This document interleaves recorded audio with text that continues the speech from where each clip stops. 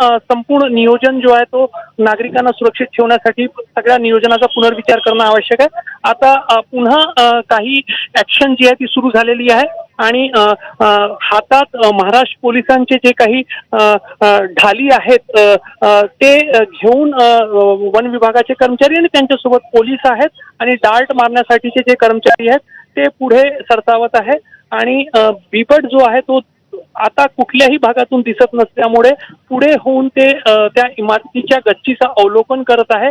पाठीमागून जिथून पोलीस नजर ठेवून आहे तिथून वारंवार इन्स्ट्रक्शन सूचना संकेत केले जात आहेत।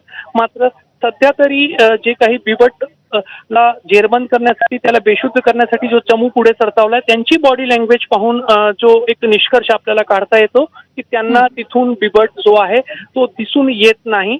त्यामुळे नक्कीच आता वन विभागासमोरचे आव्हान जे आहेत ते या ठिकाणी वाढलेले आहेत। बरोबर आहे, वन विभागासमोरचं आव्हान हे वाढतंय कारण बिबट्या ज्या ठिकाणी दिसत होता तिथे आता तो दिसेनासा झालेला आहे। खरं तर रजत, तुम्ही म्हणालात तसं भर वस्तीचा हा परिसर आहे आणि नागरिकांची या बघ्यांची प्रचंड गर्दी इथे दिसते, त्यामुळे आव्हान हे उभं झालेलं आहे।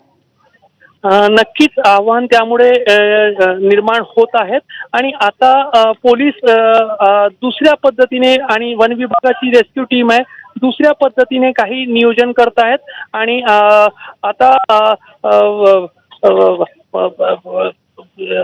समोर जे पोलीस आणि वन विभागाचे कर्मचारी सरसावले होते ते वेगळ्या पद्धतीने नियोजनाची आखणी करत आहेत। सुरक्षेचे उपाय म्हणून शेजारच्या इमारतीमध्येही हे जाळी जी आहे ते घेऊन कर्मचारी जे आहेत ते पोहोचलेले आहेत। म्हणजे जर बिबट चुकून निसटला त्या ठिकाणातून तर त्याला मॅन्युअली पकडण्यासाठी जाळी जी आहे त्याचा वापर करण्यात येईल आणि आता वन विभागाचा रेस्क्यू टीमचा मुख्य कर्मचारी जो आहे तो समोर सरसावला आहे आणि ज्या इमारतीमध्ये बिबट आहे त्या इमारतीच्या गच्चीवर पहिला कर्मचारी जो आहे वन विभागाचा तो दाखल झालेला आहे।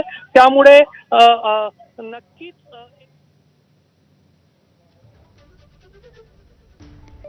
तर नागपूरमधली हे दृश्य आपण पाहतोय, बिबट्याला पकडण्यासाठी वन विभाग शर्थीचा प्रयत्न करत आहे। दरम्यान बिबट्यांचा दिवसेंदिवस वाढता वावर ही महाराष्ट्रातील अनेक भागातली एक गंभीर अशी समस्या बनलेली आहे। या बिबट्यांमुळे शेतकरी आणि ग्रामस्थांमध्ये भीतीचं वातावरण पसरलेलं आहे। मानवी वस्तीत शिरलेल्या बिबट्यांच्या हल्ल्यांमुळे परिसरामध्ये भीतीचं वातावरण निर्माण होत आहे। तर महाराष्ट्राच्या वेगवेगळ्या जिल्ह्यातल्या वेगवेगळ्या ठिकाणांची ही दृश्य आपण पाहतोय। सध्या नागपूरमध्ये रेस्क्यू ऑपरेशन सुरू झालेलं आहे